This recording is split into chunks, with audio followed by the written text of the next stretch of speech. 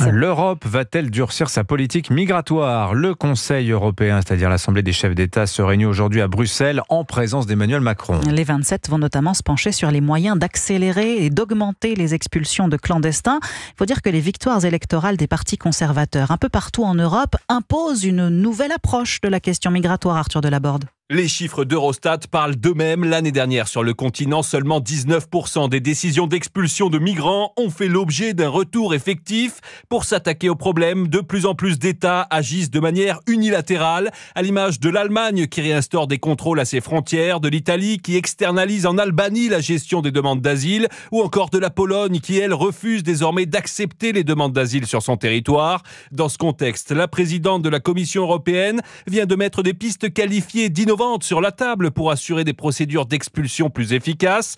Ursula von der Leyen va même jusqu'à ouvrir la voie à une révision de la directive Retour. De quoi satisfaire le ministre de l'Intérieur français qui veut modifier ce texte qui l'empêche notamment de réinstaurer un délit de séjour irrégulier. Reste à savoir si Bruno Retailleau sera soutenu par Emmanuel Macron.